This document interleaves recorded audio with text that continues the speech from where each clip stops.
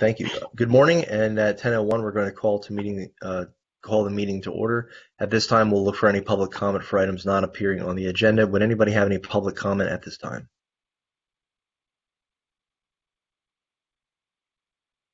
Okay. Seeing and hearing none, we'll look for a motion to approve the minutes from our November 5th meeting.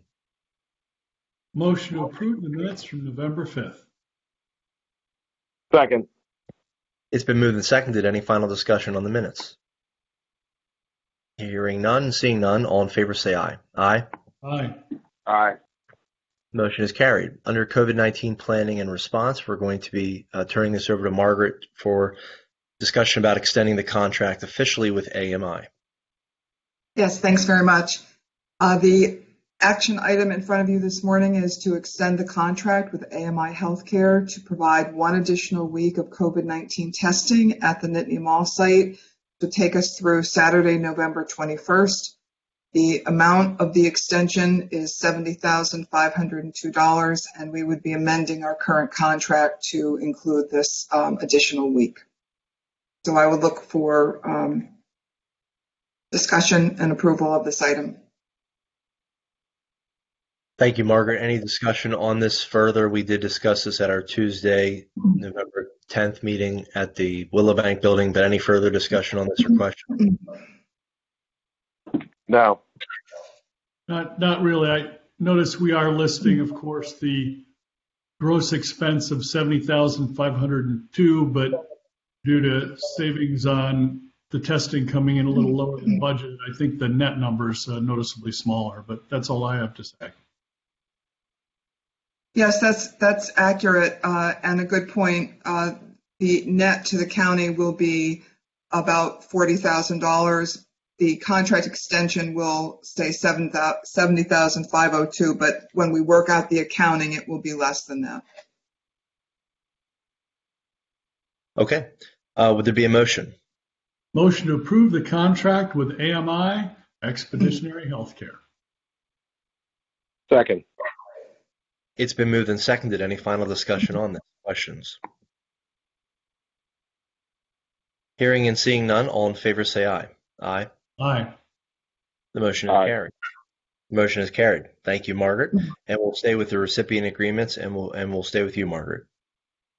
Thank you. To be my last report regarding recipient agreements for municipalities, I have 3 to present this morning for Union Township, Unionville Borough, and Penn Township. These are the recipient agreements that set forth the terms and conditions under which these municipalities will spend the CARES Act funding allocated to them by the Board of Commissioners. And this represents receipt of all recipient agreements from the municipalities who are choosing to participate. In total, we have 29 of our 35 municipalities participating in accepting these allocations. So again, it would be to approve the recipient agreements this morning for Union Township, Unionville Borough, and Penn Township. Thank you, Margaret. Is there a motion or any questions before we look for a motion for these 3 municipal agreements? I just wanted to thank Margaret for her hard work. I think she was mostly the person handling this portion of the grants, and to get 29 out of 35 municipalities participating when some of them just have a part-time secretary on staff who works, a couple days a week. And with all the different rules and regulations attached by the feds and the state, I think this is a very high level of participation, and I commend Margaret and her staff for that. Thank you. Well said, Mark. Thank you. Yeah. We charted this with 35 municipalities, hoping they would all take us up on it. However, some haven't.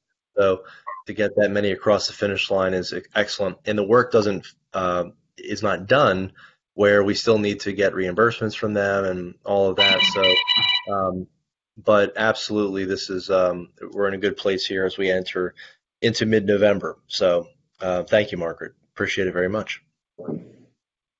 Okay. Any other questions, comments on the municipal agreements? Okay. Hearing none, is there a motion for those 3? Motion to approve the recipient agreements from the 3 municipalities. Second. Been moved and seconded. Any final discussion? Hearing and seeing none, all in favor say aye. Aye. Aye. Aye. The motion is carried. For recipient agreements from educational entities, do we have any today, Margaret? Yes, we do. We have a recipient agreement from the State College Borough School District for your approval. Okay. Would there be a motion to approve it? Motion to approve the recipient agreement with the State College Area School District. Second. Any further discussion on this? Hearing none, all in favor say aye. Aye. Aye. Aye. Motion is carried. Right, so moving into personnel items, we have two for the correctional facility. One is for a full-time CO. One is for a full-time kitchen supervisor. Would there be a motion to approve those two items? Motion to approve the two personnel items for the correctional facility. Second.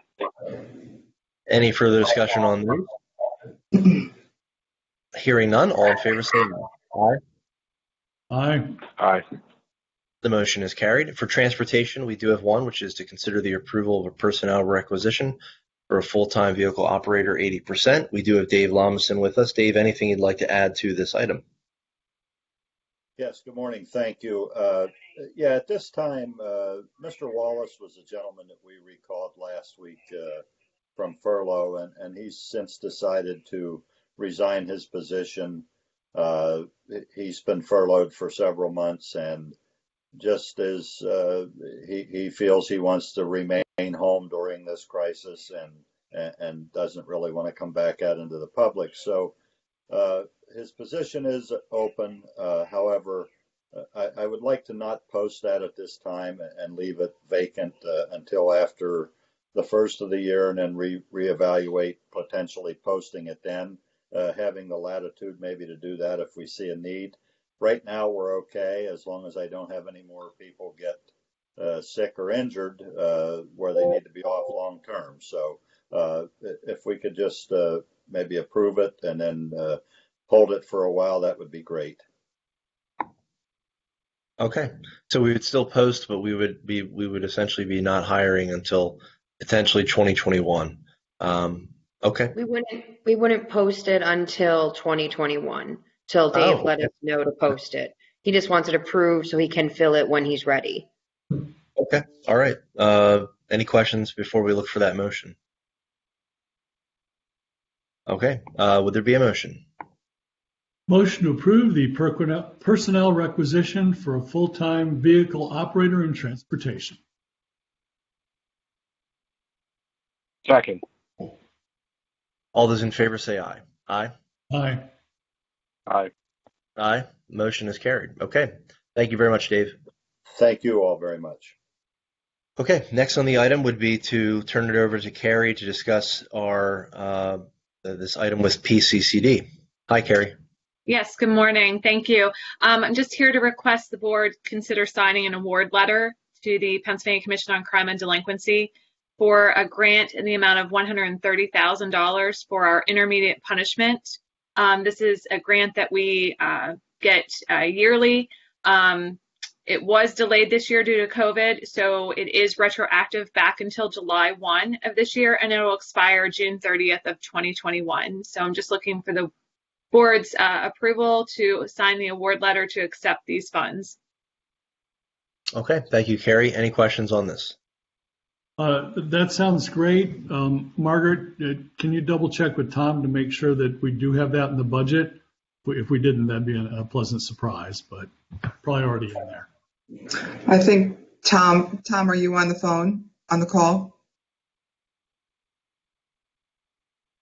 He might be able to confirm that right now. Well, that's okay. No rush. So if I could just interject that, so while this funding is something that we get yearly, like all state funds, we're only guaranteed 5 months of funding because they are state funds and not federal.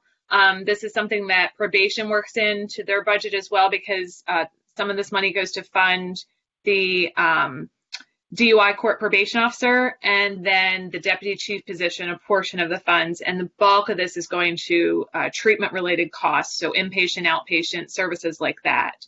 So probation would have this in their budget as well as drug and alcohol. But unfortunately, the state can only guarantee 5 months of funding, which would be through November, maybe December at most.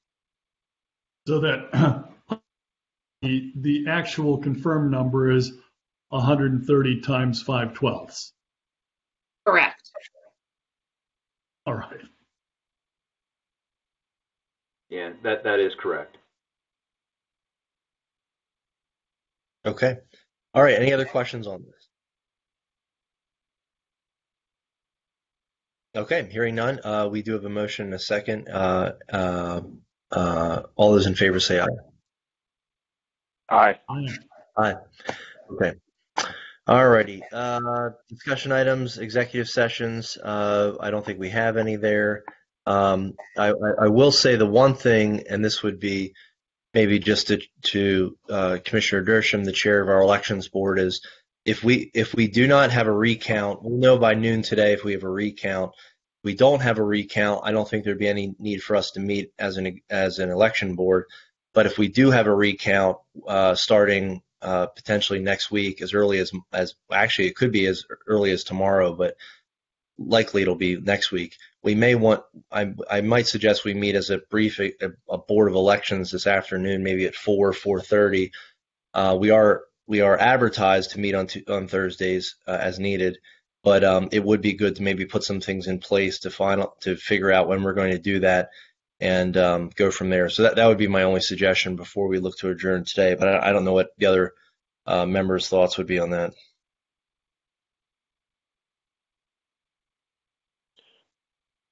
Well, I don't know. We'll know until noon today what the outcome of the recount might be. It looked like online today that it was outside the realm of statutorily required recount. So, do we need? If we are advertised, we do need to meet. What exactly would we be discussing at 4:30 if there was not a recount? So a defeated candidate can still request one, and so that there is talk about there potentially being a candidate that would pay for a recount on their own, as they are in some other states. So that would I think that would be the only thing to talk about. But by noon today, if there's no candidate that has done that, we wouldn't have to meet. Well, do we tentatively schedule a meeting and we can cancel it if there is no recount? Is that what the will is? I think that would be I think I'd support that direction. Yes. I'm free in the late afternoon today. That's fine by me too. Do you want it in person or a virtual meeting? Oh, I think virtual is completely fine. Yeah. All right. Well, let's tentatively schedule a meeting at 4:30 on the basis of a successful request for a recount, and if not, we will. I guess we will cancel that meeting. What's the process to verify the recount status? The Department of State typically will send something out to our staff a little bit after noon, alerting them to if there has been a recount. I think there also will be significant media reports if there is a requested recount. And based on that, Natalie could put together an agenda, send out the information. Actually, we already have the Blue Jeans already set up, so really it would just be about putting together an agenda that would just say recount update, and that I think we already have that together in some way, shape, or form. So I think all the pieces are there. We would just then follow the media reports and go from there. Okay, well, let's if we could, Natalie, if you're on the call, if you want to tentatively schedule a 4:30 meeting of the election board based on the context that there would be a recount. If not, we will cancel that meeting. Okay, I'll take care of that. Thank you. Okay.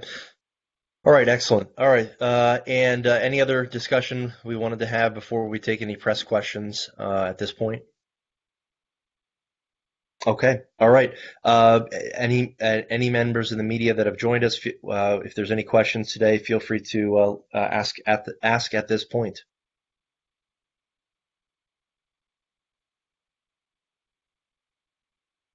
Okay, We do not see any questions then at this point. We'd look for a motion to adjourn.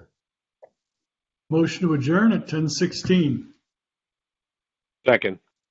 All in favor, say aye. Aye. Aye. Aye. Thank you, everybody. Have a nice one. Thank you.